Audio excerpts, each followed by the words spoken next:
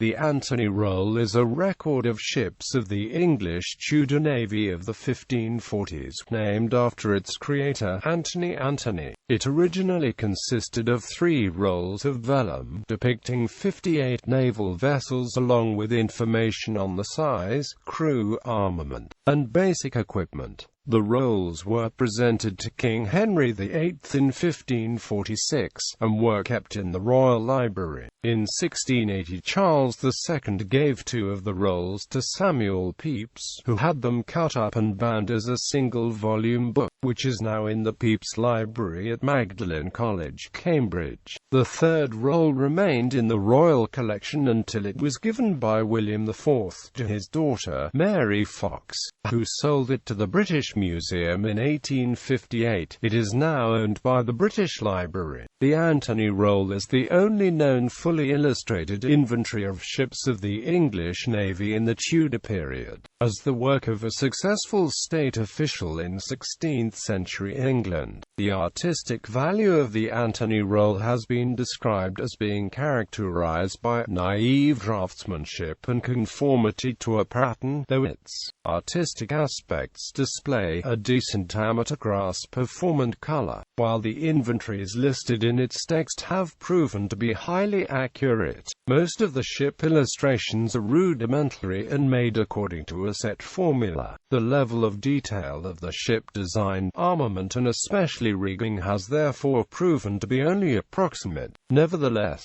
through the depiction of the ceremonial ornamentation, the illustrations in the roll have provided relevant secondary information to the study of Tudor period heraldry, flags and ship ornamentation. The only known contemporary depictions of prominent Tudor-era vessels like the Henry Grace Adieu and the Mary Rose are contained in the Antony Roll, as the Mary Rose sank by accident in 1545 and was successfully salvaged in 1982. Comparison between the information in the roll and the physical evidence of the Mary Rose has provided new insights into the study of the naval history of the period. Author and artist Anthony Antony has been identified as the compiler of the information and the artist behind the illustrations through his signature, which has been compared with holograph letters among the state papers. Antony's father was William Anthony, a Fleming from Middelburg in Zeeland who migrated to England in 1503. William was a supplier of beer to the army, and Antony followed in his father's footsteps. He went into beer exporting no later than 1530 and became a supplier of beer to the Navy. In 1533 Antony was appointed gunner at the Tower of London, a position he retained nominally until his death. He rose to the rank of overseer of the Ordnance Office, the government body responsible for supplying the armed forces with artillery, and it was in this position that he compiled his roll. In 1549 he was promoted to Master Surveyor of the Ordnance in the Tower, Calais, Boulogne, and elsewhere for life. He continued the work of supplying arms to English forces, and was active in the last month of his life supplying guns for an expedition against Le Havre. In 1939 Dutch historian Nicholas Beets proposed that the Flemish artist and cartographer Cornelis Antonius I could have been Anthony Antony's brother, although Beets' suggestion of kinship was conjectural and without any direct evidence. It was picked up by Geoffrey Calendar in the Mariner's Mirror in 1963 and has been relayed by several other authors. The will of William Antony did not mention any other sons, and Antonius is believed to have been the son of Antonis Egbertson, the daughter of Jacob Cornelis und van Oostzaanen. That Cornelis and Antony were related is, in the words of Van Payne, not presumably impossible, but there is little evidence that they were connected at all. History of the manuscript. The ship portrait had a long history in maritime art, from medieval seals and coins to early engravings in the 15th century, and the plain side-on view of a ship under sail, often with no crew shown. was well established as the most effective way of recording the build of vessels. The Antony roll belongs to a genre of works that was intended to serve a dual role for the king and the military leadership, as reasonably informative overviews listing details of ships as strategic areas of coastlines they could be studied to determine strengths and weaknesses, and as boastful and lively depictions of Tudor military might they could be used to flatter the king, impress courtiers and impose martial authority on foreign ambassadors. Contemporary maps, or plats, were routinely decorated with detailed pictures of ships, to mark bodies of water as much as to liven up the scenes. Such maps were common at the time, and were even embellished by artists if deemed too simple or drab. The navy was expanded during King Henry's reign, and he was known to take an interest in warships, as can be seen by the epic painting Embarkation of Henry VIII at Dover, which portrayed, if rather unrealistically, the ships that took the 29-year-old king to the summit meeting with Francis I at the Field of the Cloth of Gold in 1520. This painting, recently dated to around 1545, has also been suggested as a likely source of inspiration to Antony for his illustrations. There are 3 such plats depicting naval actions and expeditions that are attributed to Antony: the route of Anne of Cleves from the Low Countries to England, a French attack on a coastal fort, and a French raid on Brighton. The design of the ships in these paintings, especially that of the Brighton raid, closely match those in the rolls. It is not known exactly when work on the rolls began nor when it was finished. It is only certain that it was presented to the king the year it was dated, 1546. The inclusion of the Mary Rose that sank at the Battle of the Solent the 19th of July 1545 does not mean it was necessarily started before this date, since it was still considered possible that she could be raised even as late as 1549. The galleasses, the Antelope, Hart, Bull and Tiger, all present in the second roll, were still being built around March 1546, and the Hart was not at sea until October that year. At the same time, the galley Blanchard, captured from the French the 18th of May 1546, is not included. After the rolls were presented to the king, they were archived in the royal collections. In 1680, Charles II gave 2 of the rolls to Samuel Peeps, a navy administrator and avid book collector. Peeps did not disclose the details of how the rolls were given to him, but it is believed that the gift came out of a meeting with King Charles where Peeps took down the king's account of how he escaped from the Battle of Worcester. The plan was that Peeps would edit and publish the already famous story, but he never did so. It is also known that Peeps was planning to write a history of the Navy and that he was gathering material for this task, but this project also was never finished. It is considered likely that King Charles was aware of Peeps' plans and presented him with 2 of the rolls either as a gift or as payment for the intended publication of the escape story. The second roll could not be located at the time, and it was not until 1690 that it was discovered by Henry Thynne, keeper of the Royal Library 1677–89 and a close friend of Peeps. Thynne arranged for Peeps to make copies of some of the illustrations, but by 1690 Charles was dead and James II was in exile. Peeps had resigned from his position as Secretary of the Admiralty that same year and refused to recognize the reign of William and Mary, which meant that acquisition of the final roll for his collection was out of the question. The creation of the codex from the first and third rolls is therefore assumed to have been completed shortly after that time. After Peeps' death in 1703, his library passed on to his nephew John Jackson. After the death of Jackson in 1724, the library, along with the codex, was then passed on to Peeps' Old College at Magdalen, Cambridge, where it remains to this day. The second roll was presumed lost by the 1780s, but actually remained in the hands of the royal family. William IV gave it to Mary Fitzclarence, one of his illegitimate children by the courtesan Dorothea Jordan, sometime in the early 19th century. In 1824, Fitzclarence married Charles Robert Fox, a major general and from 1832 to 35 an officer of the Surveyor of the Ordnance, the same position Anthony had 3 centuries before him. Fox was a bibliophile, and historian Charles Knighton has suggested he knew the value of the roll, but its location nevertheless remained unknown to scholars. In 1857, Frederick Madden, keeper of manuscripts at the British Museum, was shown the second roll and learned that Mary Fox wished to sell it. After negotiations, it was sold for £15 to the British Museum and was numbered Additional Mississippi 22047.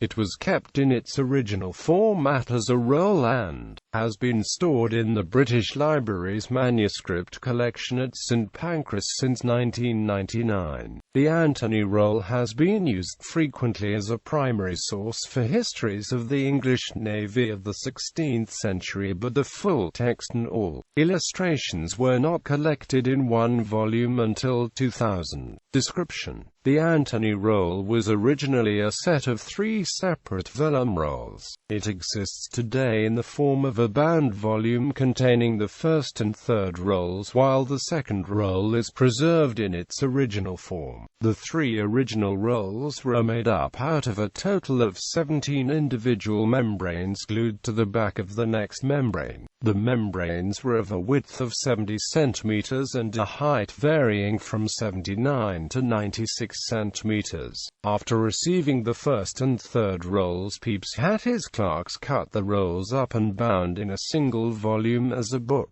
now known as Peeps 2991. The transformation of the 2 rolls created a horizontal page structure, and some of the ornamentation that was cut in process was copied into the volume by hand. Peeps also inserted abstracts between the 2 rolls and a summarizing table that was not Anthony's, but predated Peeps' binding of the rolls. This radical treatment of the original document has damaged some of the illustrations and is today deprecated. The first 3 illustrations of the Henry Grace adieu, Mary Rose and Peter Pomegranate were all too large to fit on one page and were therefore converted to 2-page spreads. The resulting bend down the center of the illustrations led to noticeable loss of detail. Despite this, there are no plans to attempt a recreation of the original structure of the first and third rolls. The second roll, British Library Additional Mississippi 22047, is still in its original condition with the exception of the written endorsement by Mary Fox from 1857 and some damage caused by an application of chemicals to reveal faded writing. The 3 rolls list 58 ships divided into classes based roughly on size and construction. Each ship is presented along with its name, tonnage, crew size, and, in Anthony's own words, the ordnance, artillery, munitions and habiliments for war. The first roll lists the carracks and 1 pinnace, beginning with the largest ship, Henry Grace adieu. The second roll lists galleasses, a hybrid of oar-powered and sailing vessels, and 1 galley. Finally, the third roll is reserved for pinnaces and row barges, both basically smaller versions of galleasses.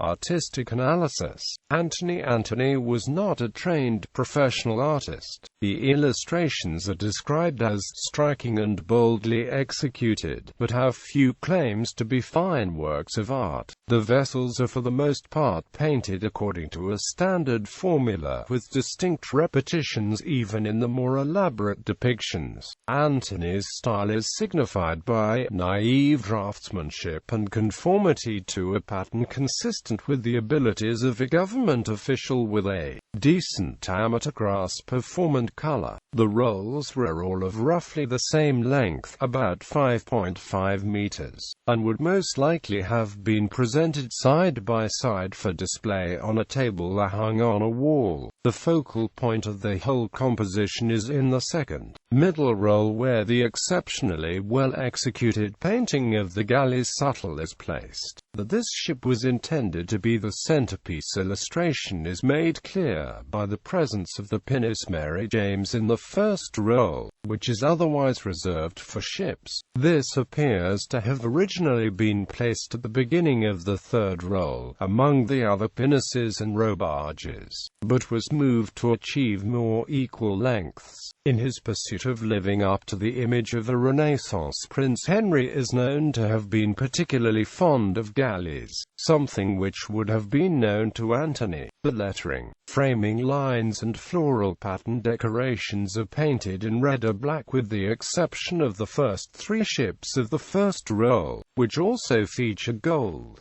Most of the illustrations were first sketched with plummet outlines and were then painted over in washes. Ship timbers are a light brown that are shaded in the bow and stern to achieve depth. Decorations and anchors are highlighted with red, and green is used for guns.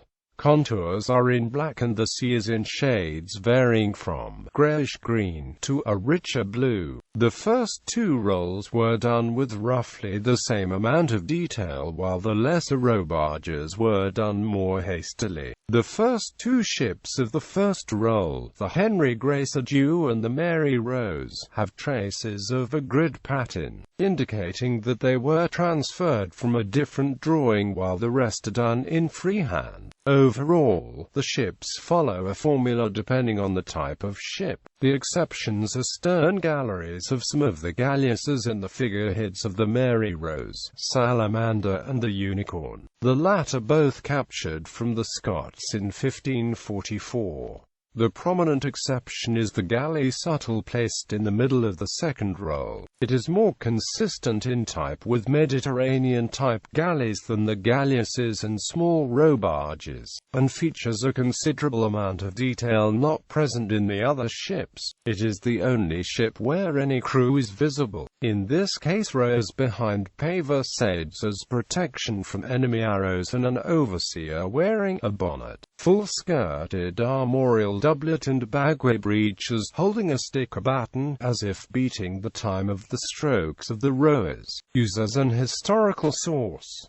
As an historical record, the Antony roll is in many ways unique. It is the only known fully illustrated list of the Tudor period Royal Navy, though the pictures should not be seen as exact depictions drawn from real life. For example, the lists of guns of the individual ships, which are considered to be an accurate record produced by a senior state official, are only approximately matched to the paintings. The rigging is only roughly accurate, and has been described by Margaret Rule, archaeological project leader of the Mary Rose excavations, as a confusing assemblage of shrouds, ratlines and stays. Many details are present, but others are missing, such as the chain wales to which the shrouds were attached to keep them clear of the hull. Comparisons with the Mary Rose. Comparisons with the finds from the salvaged Mary Rose itself have provided an opportunity to compare the accuracy of the records provided in the roll. The picture of the ship has provided clues about basic structural features, such as the number of masts and sails. When compared with an inventory of the ship from 1514, there is a close match, proving the illustration to be largely accurate. Examination of details in the construction, however, reveals that Antony allowed himself some artistic license. The armament in the painted ship appears clearly exaggerated exaggerated. The heavy stern chases mounted through gun ports on the orlop deck just about the waterline would not have been feasible because of the lack of an orlop deck and the steep angle of the ship in this area. The number of gun ports in the broadside is inaccurate since it implies two slightly staggered rows of 9 ports, while the surviving starboard side of the Mary Rose has only 1 row of gun ports on the main deck with 7 ports. The accuracy of the forecastle has been more difficult to ascertain since none of it remains. Conflicting interpretations of what it looked like have been suggested. The guns in the back of the forecastle have defied explanation, but one theory is that they were included to compensate for the guns that were positioned in the aft castle, aiming forwards, but which would have been obscured due to the angle from which the ship was depicted. The list of ammunition, small firearms, longbows, arrows, pikes, and bills closely matches the archaeological evidence. As the source that is closest in time to the sinking of the Mary Rose, it has been of central importance for the archaeological project, especially in estimating the size of the crew. Flags and ornamentation. The Anthony Roll provides detailed information about the flags used on the ships. According to the vexillologist Timothy Wilson, the flags depicted flying from the ships are the most elaborate source we have for the flags flown on the ships of King Henry VIII, being richer in visual detail than all other sources put together. Quote, "Among the most striking flags in the illustrations are the elongated ceremonial streamers, shown flying from all ships in varying numbers.